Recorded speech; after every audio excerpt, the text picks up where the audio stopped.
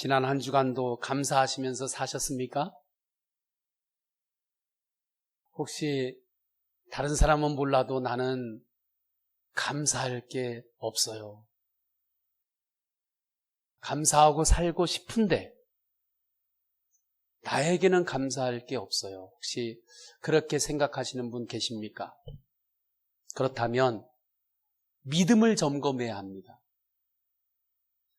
감사할 게 없어서가 아니라 믿음의 눈을 열고 살지 않았기 때문입니다. 믿음의 눈을 열고 살았다면 지난 한 주간에도 하나님께서 우리에게 주시는 감사의 그 열매들, 씨앗들이 보이게 됩니다. 그래서 감사를 억지로 하는 게 아니라 감사하며 살 수밖에 없어요. 항상 믿음 안에서 감사로 사시기를 축원합니다. 하나님의 은혜로 이스라엘 백성들이 출애굽하지요. 출애굽할 때 하나님의 놀라운 손길을 백성들이 체험합니다. 전적인 하나님의 은혜로 홍해가 갈라졌습니다.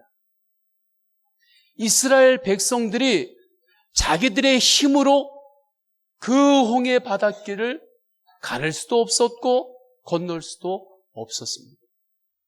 하나님께서 갈라주셨습니다. 하나님께서 길을 내주셨습니다. 광야에 들어가서 하늘에서부터 내려오는 만나로 양식을 삼았습니다. 마른 바 위에서 샘물이 터져 나왔습니다. 그 물을 마셨습니다.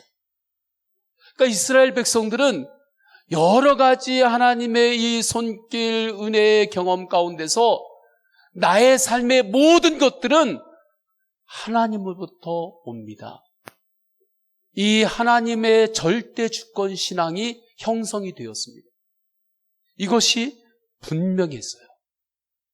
나의 시간도, 나의 재물도, 나의 지식도, 모든 것도 나로부터 창조된 것이 아니라 하나님으로부터 온 은혜입니다. 내 인생은 내가 주인이라고 하나님 앞에서 주장하지 않습니다. 내 인생의 주인은 하나님이십니다.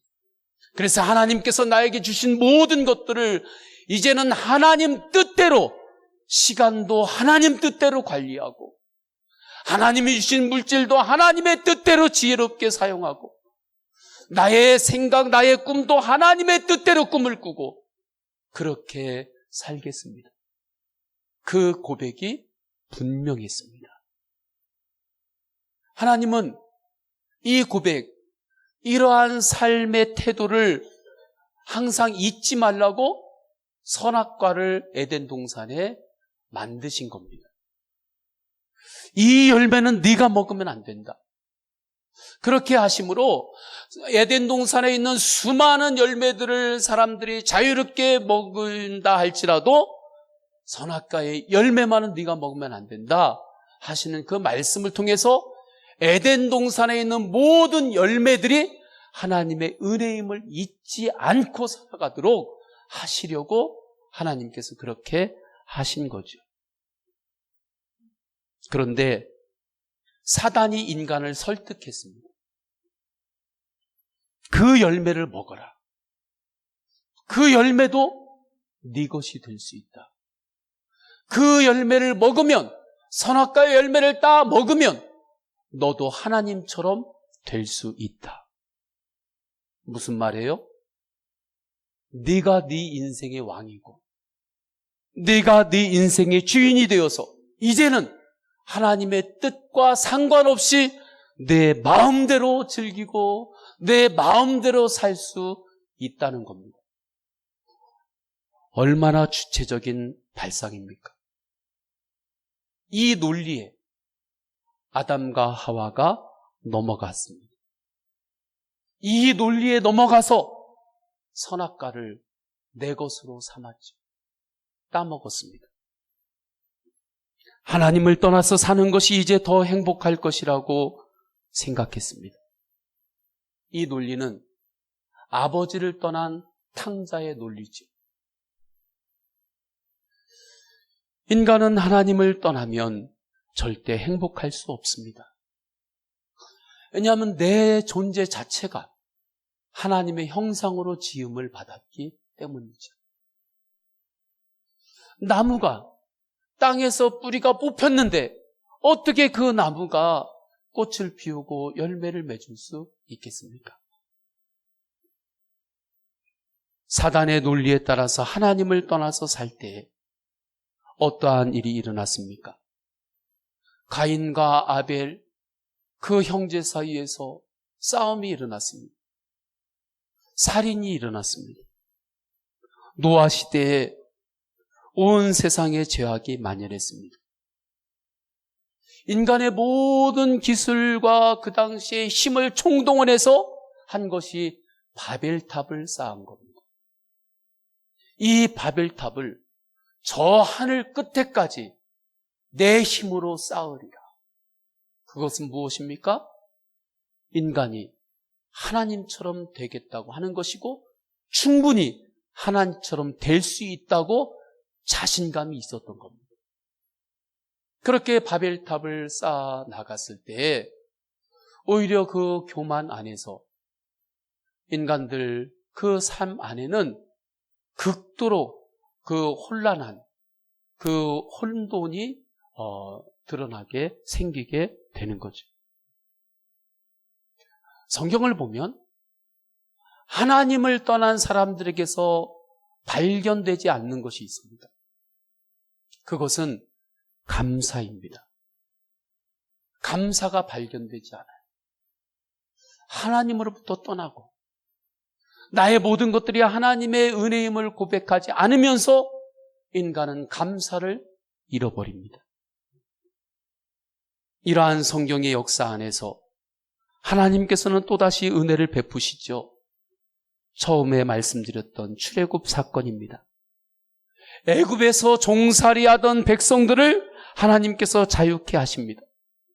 어떻게든지 먹고 살아야 되니까 그 애굽의 노예 생활 가운데서도 하루하루를 살았지만 이스라엘 백성들은 그 가운데서 하나님이시는 자유함과 풍요함을 누릴 수가 없었습니다. 그래서 하나님께서 출애굽을 일으키시고 가나안 땅으로 그들을 인도하시죠.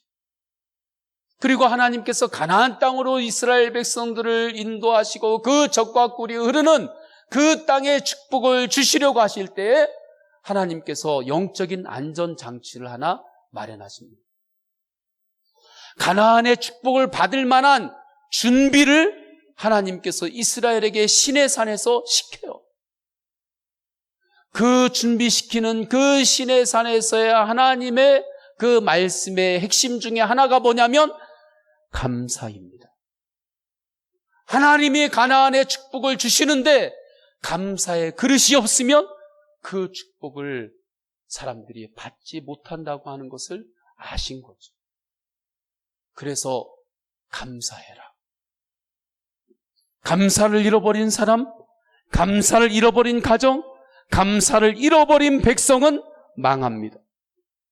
특별히 가나안 땅에 들어갔을 때 가나안 땅에서 삶의 스타일은 이제 내가 씨를 뿌리고 내가 땀을 흘리고 그 씨앗을 가꾸고 그리고 열매도 내가 수확하는 농경사회였습니다. 유목민의 사회, 광야의 삶이 아니었어요. 그러니까 어떤 가능성이 더 커졌느냐? 내가 씨앗을 뿌리고 내 손으로 가꾸고 내가 수고하고 내가 열매를 거두었으니까 이 모든 열매는 하나님의 소유가 아니라 나의 소유라고 주장할 가능성이 높아졌습니다.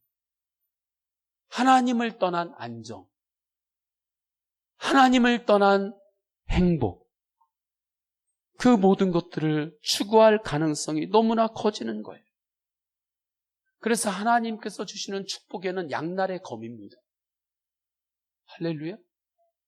하나님께서 축복을 주실 때 축복을 받을 그릇이 잘 준비되어 있으면 정말 그 축복이 나의 축복이 되는 거고 복이 되는 거고, 하나님께서 축복하셨는데 그 축복을 받을 준비가 안 됐으면 오히려 하나님 주시는 복으로 타락합니다. 오히려 더 하나님을 떠나가고 오히려 더 세상을 쫓아가게 됩니다. 하나님께서 그래서 명령하시는 거예요. 반드시 가나안 땅에 들어가면 맥주감사 절기를 지키고 추수감사 절기를 지켜라. 출애굽기 23장 16절 말씀이죠. 맥주절을 지키라. 이는 내가 수고하여 밭에 뿌린 것의 첫 열매를 거둠이니라. 수장절을 지키라. 수장절은 추수감사절이에요. 수장절을 지키라. 이는 내가 수고하여 이룬 것을 연말에 밭에서부터 거두어 저장함이니라. 내가 수고하여 내가 내 손으로 수확한 열매인 것 같지만 그 열매를 하나님께 감사함으로 올려드릴 때 이 모든 열매는 하나님의 은혜입니다. 그 고백이 이루어지는 거예요. 하나님 감사합니다.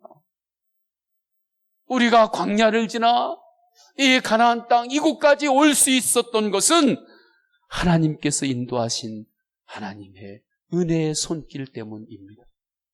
때로는 평탄할 때도 있었고 때로는 어려운 길도 있었습니다. 그러나 그 모든 것이 통으로 볼 때는 하나님의 은혜입니다. 잘나서 보면 이것은 힘들고 잘나서 보면 이것은 좋았고 그렇게 나누어지지만 믿음의 눈을 열어 통으로 볼 때는 그 모든 것이 하나님의 은혜의 손길이었습니다. 그래서 우리가 부른 찬양에 이 가사가 있지 않습니까? 응답하신 기도 감사, 거절하신 것도 감사, 헤쳐나온 풍랑도 감사, 모든 것 채우시네. 아픔과 기쁨도 감사, 절망 중에 위로도 감사, 측량 못할 은혜 감사, 크신 사랑 감사해. 풍랑이 무슨 감사입니까? 그러나 하나님 앞에서 고백할 때 내가 그렇게 헤쳐나왔던 그 풍랑도 하나님 감사합니다. 내가 약할 때 나를 강하게 해주셨고 내가 약할 때 하나님을 의지할 수 있는 믿음의 눈을 열어주셨으니 그것 또한 감사입니다. 가난할 때 나를 부유케 하신 주 감사. 그래서 하나님은 1년 중에 2번 맥주 감사 절기와 추수 감사 절기를 지키라고 말씀하신 거예요. 이 감사 절기를 지킴으로 하나님의 은혜를 더욱 확증하라고 하신 것입니다. 물론 현대에는 보리 농사를 짓지 않죠. 저도 보리 농사 안 짓죠. 그러나 보리 농사가 이 말씀을 중심으로 볼 때 가나안 땅에 들어가서 제일 처음에 거둔 농사의 열매예요.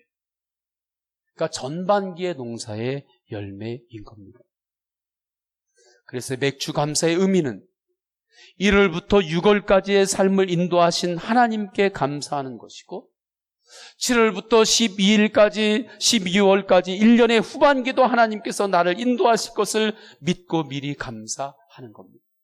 이것을 내 인생의 전체로 확장시켜보면 지금까지 여기까지 살아오는 동안 하나님의 은혜로 여기까지 왔습니다 고백하고 또 앞으로 천국 가서 주님을 다시 만나는 그날까지 호흡이 내 코끝에서 사라지는 그 순간까지도 하나님께서 나를 인도하실 것을 믿고 감사합니다. 그 감사 고백을 실제가 되도록 주님 앞에 절기를 지키면서 예배하는 거죠. 이 고백이 사무엘이 블레셋과의 전쟁 중에 주님을 바라보며 믿음으로 한 에베네셀 하나님을 향한 감사의 고백입니다. 주님 앞에 감사할 때 이 감사는 세상적인 기준으로 하는 것이 아닙니다. 자꾸 세상적인 기준으로 하면 감사했다 안 했다 했다 안 했다 그렇습니다. 왜냐하면 세상에서 때로는 잔잔한 날도 있고 때로는 어려운 날도 있고 그럼 좋은 것이 내 손에 들어오면 감사하고 내 손에서 조금 뭔가 나가면은 감사하지 않고 이렇게 되는 거죠. 그러나 세상의 기준으로 감사하지 않고 믿음으로 주님을 바라보며 감사할 때, 그때 우리는 믿음 안에서 범사에 감사할 수 있습니다. 사무엘상 7장 12절을 우리 다 함께 읽습니다. 시작. 사무엘이 돌을 취하여 미스바와, 우리 화면을 보면서 우리 다 함께 읽습니다. 시작. 사무엘이 돌을 취하여 미스바와 센 사이에 세워 이르되 여호와께서 여기까지 우리를 도우셨다 하고 그 이름을 에베네셀이라 하니라. 아멘. 사무엘은 블레셋과의 전쟁 중이었음에도 불구하고 여기까지 하나님께서 우리를 도와주셔서 우리가 여기까지 왔습니다. 그렇게 믿음의 눈을 열어 고백합니다. 내 힘으로 여기까지 온 것이 아닙니다. 하나님이 나에게 힘을 주셔서 내가 힘을 낼 수 있었던 겁니다. 내 의지로 힘을 낸 것 같죠? 아닙니다. 하나님께서 그때 나에게 힘을 주셔서 의지 안에서 내가 힘을 낼 수 있었던 것입니다.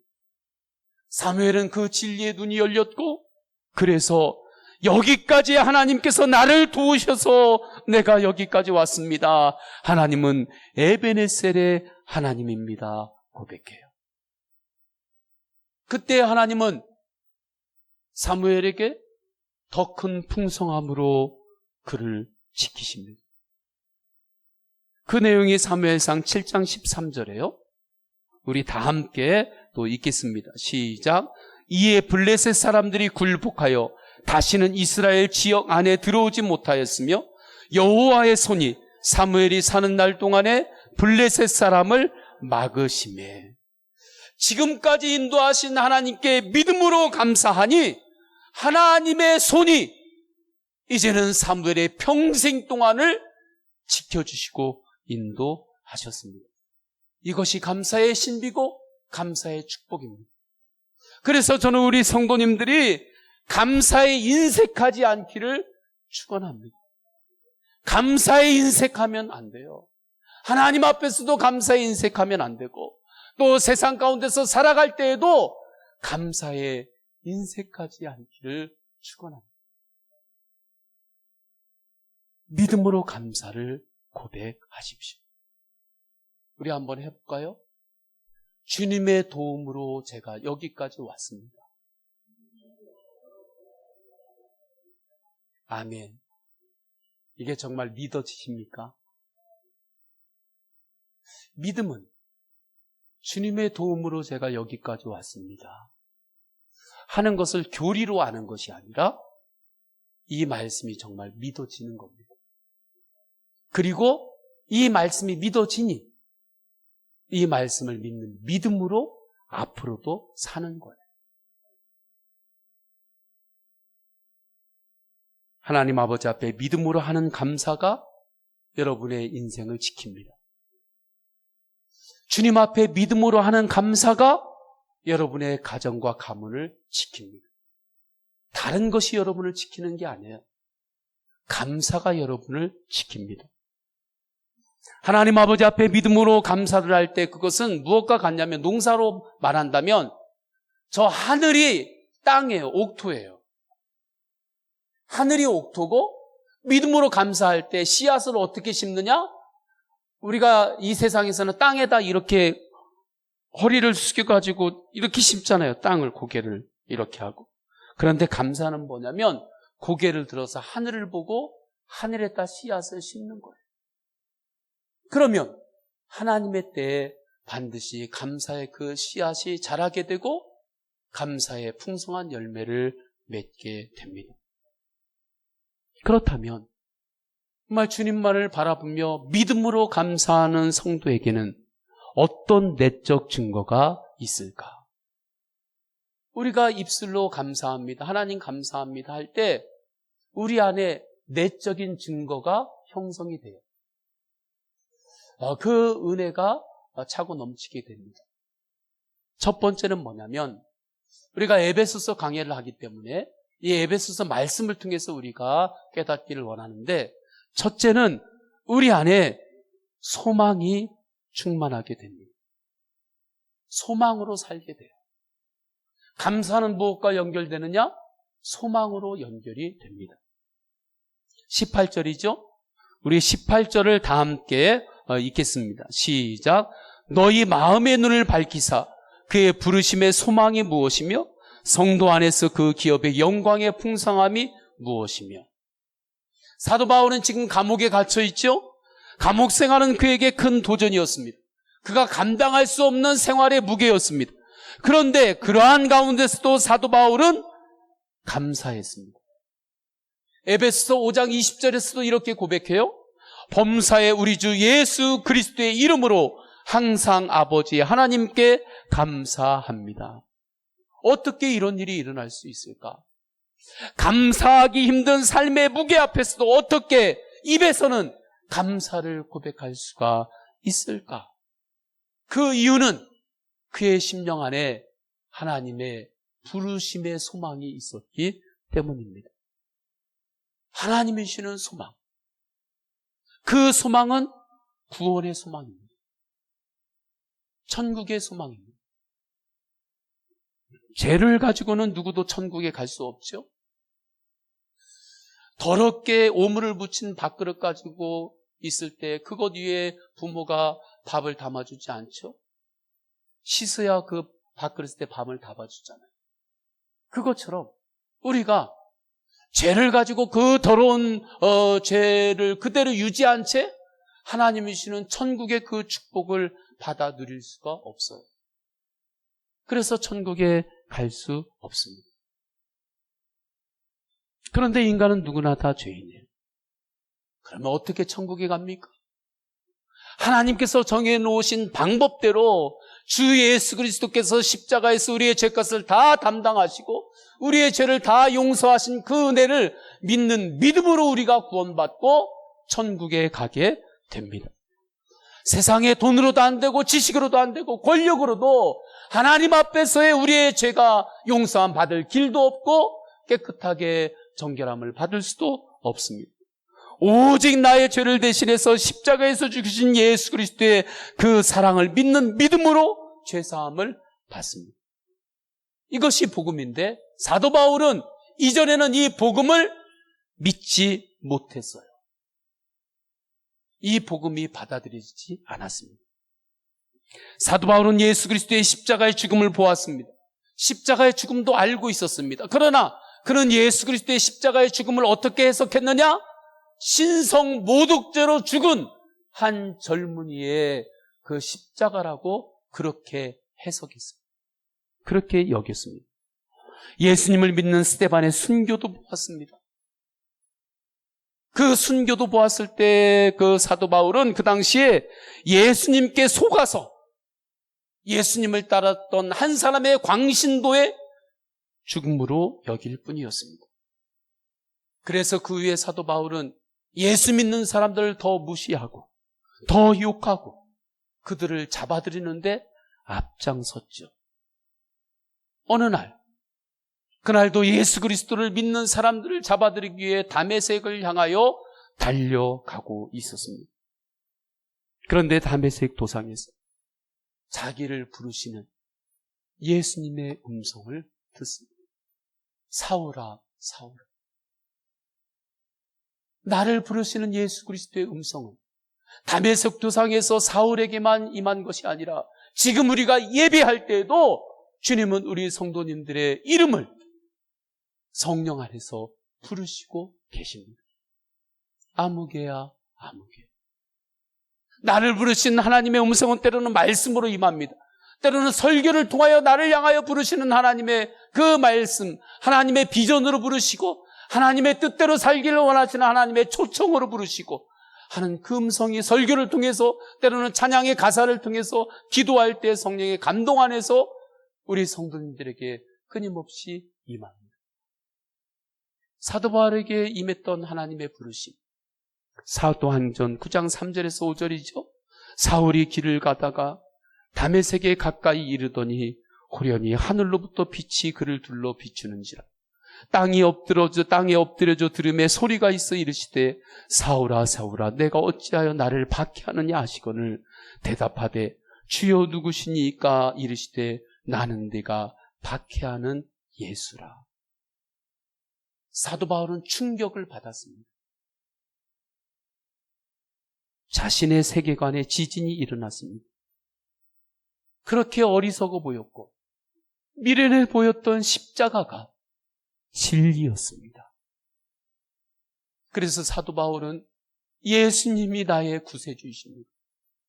예수님만이 나의 구원자이십니다. 예수님만이 나의 영혼을 구원하실 수 있습니다. 예수님만이 나를 죄 가운데서 나를 다시 살리실 수 있습니다. 그렇게 예수님을 나의 구세주로 영접합니다. 이 시간에 다시 한번 다메섹 도상에서 사도 바울이 주님을 만났을 때 그 심정으로 주님 앞에 고백해 볼까요? 예수님만이 나의 구세주이십니다. 예수님이 나의 구원자이십니다. 이제는 예수님만이 그의 유일한 소망이 되었습니다. 예전에는 사도 바울에게 소망이 많았어요. 세상에 널려 있다고 하죠. 세상에 소망이 너무 많았어요. 세상에 소망을 너무 많이 두고 살았어요. 그런데 이제 믿음의 눈이 열리니까 예수님만이 나의 소망입니다. 그러니까 다른 것들을 배설물로 여긴다고까지 표현을 한 거죠. 이제는 예수님의 말씀이 나의 소망입니다. 저는 우리 성도님들이 이 성경 말씀이 있잖아요. 이 말씀이 우리 성도님들의 소망임을 믿고 말씀을 따라 사시기를 축원합니다. 수고하고 무거운 짐진 자들아 다 내게로 오라 내가 너희를 쉬게 하리라. 이 말씀이 사도 바울에게 이전에는 소망이 아니었습니다. 나는 세상에 가서 쉬고 싶습니다. 그런데 이제 예수님을 만난 이후로 그 믿음의 눈이 열리면서 수고하고 무거운 짐진 자들아 다 내게로 와라 내가 너희를 쉬게 하리라. 이 말씀이 소망이 되었습니다. 내가 환난을 당하나 담대하라 내가 세상을 이기었노라. 먼저 그 나라와 그 의를 구하라. 그리하면 내가 이 모든 것을 너에게 더하여 주리라. 죄의 삭슨 사망이와 하나님의 선물은 그리스도 예수 우리 주 안에 있는 영생이니라. 이 말씀이 우리의 소망입니다. 다시 한번 주님 앞에 확증하십시오. 내 인생의 소망은 예수님입니다. 우리 성도님들의 가정의 소망은 예수님입니다. 우리 성도님들의 마을과 또 이 나라의 소망도 예수님입니다. 열방의 소망도 예수님입니다.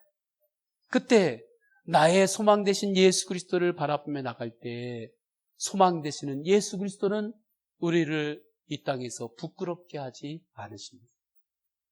그래서 로마서 5장 5절에 보면 이렇게 말씀해요.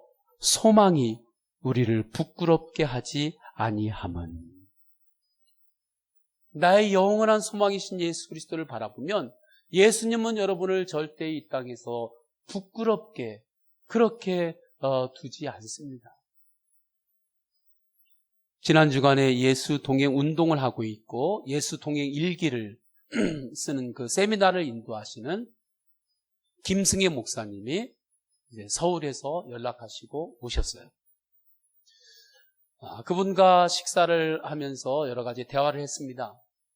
그분은 인도네시아에서 4년여를 선교사님으로 사역하셨던 분이세요. 근데 그분이 인도네시아에서 사역할 때 발리에서 이제 그 전도 여행을 하면서 겪었던 그 은혜를 저에게 이렇게 나누는데 그 내용 중에 하나가 불림빙 살이라고 하는 기독교 마을입니다. 발리에 있어요. 근데 이 마을이 세워진 역사적인 배경이 이렇습니다. 그 발리는 힌두 지역이거든요. 그곳에 네덜란드 선교사님이 복음을 전하기 위해 들어갑니다. 전도합니다. 그런데 전도한 사람에게 죽어요. 순교를 당합니다. 거기에 피를 묻죠. 그런데 놀라운 것은 그분의 순교가 그곳에서 씨앗이 되어서 하나님께서 부흥을 부어주십니다. 예수님의 사람들이 일어나요. 예수님을 믿는 사람들이 점점 흥황하기 시작합니다. 그러니까 99% 이상이 힌두 지역이니까 힌두인들이 예수님 믿는 사람들을 핍박하고 죽입니다. 막 살해해요. 그러니까 정부에서 이게 문제가 되죠. 여러 가지로. 그래서 찾은 해결책이 뭐냐면 기독교인들을, 예수 믿는 사람들을 다 집단으로 이주를 시킵니다. 그곳이 이제 발리에서 블람빙, 발음도 잘 안 돼요. 블람빙 살이라고 하는 그 지역으로 다 이주를 시켜요. 근데 그 지역이 어떤 지역이었느냐? 그 이주를 할 수 있었던 이유는 뭐냐면 그 발리라고 하는 곳에서 그 지역은 그들이 지옥처럼 생각하는 지역입니다. 흑암의 영이 가득하고 사람이 살 수 없는 땅입니다. 독충들이 가득하고 황폐한 땅이고 맹수들이 있고, 그래서 그 땅은 완전히 버려진 땅이에요. 그곳에 예수 믿는 사람들을 이주를 시켰습니다. 그리고는 수십 년이 지나면서 그냥 잊혀졌어요. 그곳에 사람들이 이주한 지, 이것도 다 그냥 까마득하게, 발리 사람들도 물론 세계 사람들은 뭐 더욱더 모르죠.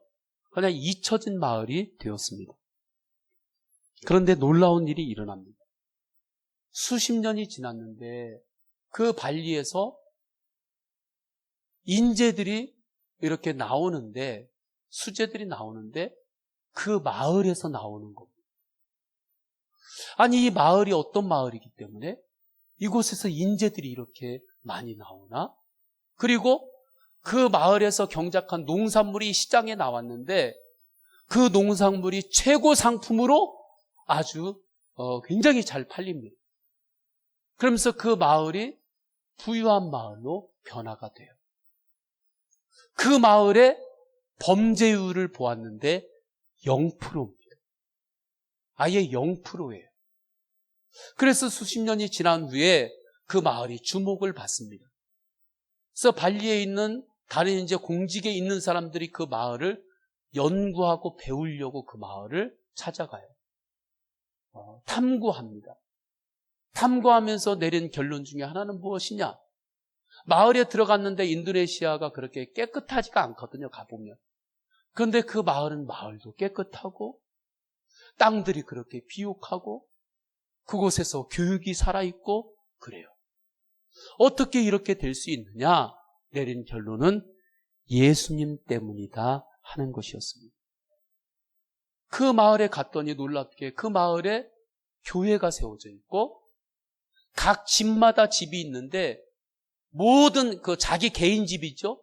개인 집마다 이 들어가는 이 위에 다 십자가가 걸려 있고 방마다 문서주마다 작은 십자가가 걸려 있는 겁니다. 예수 그리스도 중심으로 그들이 살았던 거죠. 그리고 인터뷰를 합니다. 그때 이렇게 대답해요. 자신들이 이 흑암의 땅에 던져졌을 때 세상 사람들은 이곳이 어두운 땅이고 척박한 땅이라고 했지만 우리는 하나님께서 우리를 이곳으로 부르셨다고 믿었습니다. 그리고 하나님께서 우리에게 이곳을 우리에게 허락하여 주신 약속의 땅이라고 우리는 믿음으로 받았습니다. 그래서 그들 안에는 소망이 있었던 거죠. 외적인 환경은 척박했지만 그들의 마음 안에는 예수 그리스도로 인한 소망으로 충만했습니다. 그래서 그 소망으로 하나님께 예배했고 그 소망으로 땀 흘리며 근면하게 일했고 농사를 짓는데도 철저하게 성경을 보면서 성경 방법대로 하나님의 원리대로 농사를 지었다고 합니다. 철저하게, 그러니까 요즘 말하자면 유기농이 된 거죠. 그러면서 하나님께서 역사하시는데 그 자연을 십자가의 보혈로 덮으시더라는 거예요. 대지를 십자가의 보혈로 주님께서 덮으시는데 그 척박한 땅이 비옥한 땅으로 변하고, 그리고 사람들이 일어나는데 하나님이시는 지혜와 꿈과 비전의 사람들이 일어났다는 거죠. 예수님 안에서의 소망이 풍성한 열매로 나타난 겁니다. 이것이 주님 앞에 감사하며 사는 사람의 내적 이 증거입니다. 예수님이 정말 소망입니다. 우리 성도님들의 소망을 절대 세상에 두지 말고 오직 예수님께, 하나님의 나라 천국에 두시고 사시기를 축원합니다. 그래야 내가 살아가는데 삶의 방향이 흐트러지지 않아요. 예수님을 바라보면 언제 어디서나 감사를 믿음으로 고백합니다. 그때 주님의 손길이 도와요. 주님의 손이 돕는 사람과 주님의 손이 돕지 않는 사람과 어떻게 같은 삶이 되겠습니까?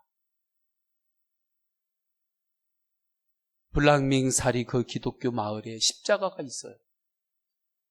그 십자가 이름을 뭐라고 하냐면 블러드 댄싱 크로스라고 합니다. 블러드 피, 댄싱 춤추는 거죠. 크로스 십자가. 그래서 그곳의 십자가는 다른 지역의 십자가하고는 좀 형태가 다릅니다. 다른 곳들은 십자가가 이렇게 일직선상으로 이렇게 가로세로 이렇게 쭉 돼 있는데 그곳의 십자가는 춤추는 것처럼 정말 춤을 상징한 거예요. 그래서 십자가 끝이 가다가 이렇게 옆으로 약간 휘어져요. 꼭 우리 교회 앞에 있는 재단에 있는 십자가하고 똑같은 거죠. 가다가 이렇게 휘어져요. 그건 댄싱을 하는 거예요. 그게 무슨 의미냐면 우리가 여러 가지 상황 가운데 있었지만 예수 그리스도의 십자가의 피, 블러드로 우리가 영생을 얻고 구원받았습니다. 그리고 이제는 십자가의 그 은혜로 구원받는 것으로 끝나지 않고 이제는 우리가 매일매일 사는데 부활의 예수님과 함께 댄싱하면서, 예수님이 우리의 파트너고 예수님과 댄싱하면서 예수님과 함께 춤추면서 그렇게 우리는 삽니다. 그것이 우리의 십자가입니다. 그렇게 고백해요. 그래서 믿음으로 감사하는 사람의 두 번째 내적 증거는 부활하여 살아계신 예수 그리스도와 동행입니다. 어떤 동행이요? 댄스하면서 함께하는 동행. 믿음 안에서 상상력을 가지고 예수님과 항상 댄싱하는 그러한 은혜 안에서 사시기를 축원합니다. 19절을 우리 다 함께 보십니다. 19절 우리 다 함께 읽습니다. 시작. 그의 힘의 위력으로 역사하심을 따라 믿는 우리에게 베푸신 능력의 지극히 크심이 어떠한 것을 너희로 알게 하시기를 구하노라. 이때 그 힘의 능력이 무슨 능력이냐? 부활의 능력입니다. 죽음까지 이기신 부활의 능력이에요. 이 말씀이 그 다음 구절에 계속해서 나옵니다. 다음 구절을, 원래는 이 구절을 다 말씀을 전하려고 잡았는데 말씀을 준비하다 보니까 말씀 한 단어에도 하나님의 은혜가 너무 커가지고 말씀을 준비하다가 그 다음 구절은 제가 그냥 읽을 수도 없을 정도로 이 앞에 은혜가 너무 커요. 물론 뒤에 은혜도 너무 크고 이 힘의 능력이 부활의 능력입니다. 이 부활의 예수 그리스도가 사도 바울과 함께하고 있었고 그것을 알았기 때문에 사도 바울은 감옥 안에서도 감사했던 거죠.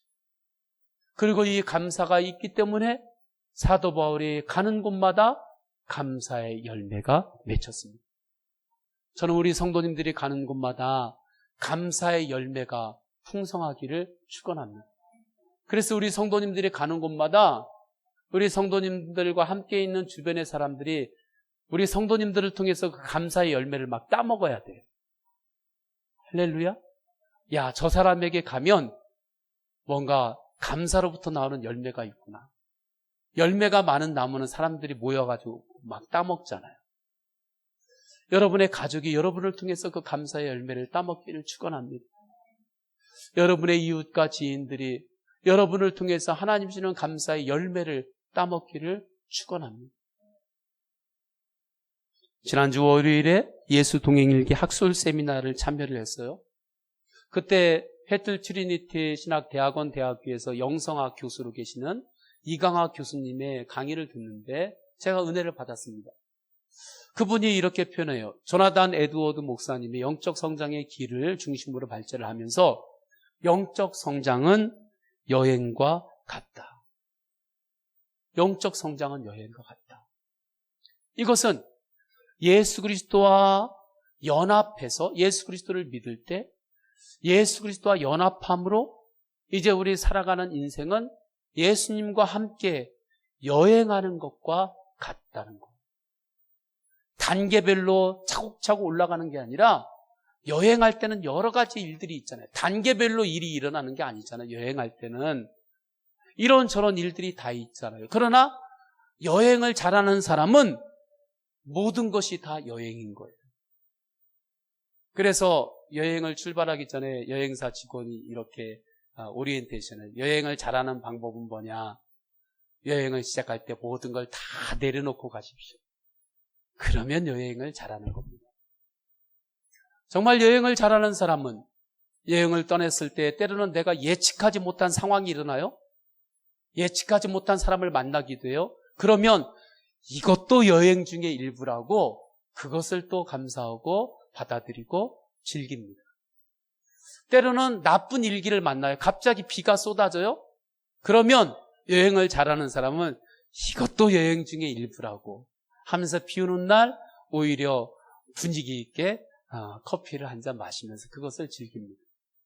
그런데 여행을 못하는 사람은 내 생각하고 조금만 틀어진 만남이 있으면 이거 완전히 망쳤다. 그렇게 하고 날씨만 조금만 나빠지면 내 여행 완전히 망쳤다. 그렇게 말하죠. 내려놓지 않고 여행을 하는 거죠. 내려놓고 여행한다. 이것을 신앙으로 말하자면 무엇입니까? 살아계신 예수님과 예수님을 바라보며 사는 거예요. 할렐루야. 그렇기 때문에 우리의 인생 가운데는 때로는 맑음도 있고 흐림도 있습니다.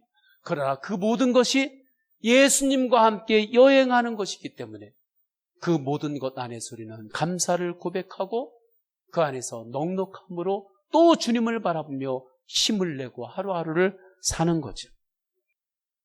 맥주 감사절기를 통해서 감사신앙이 성도님들에게 실제가 되시기를 축원합니다.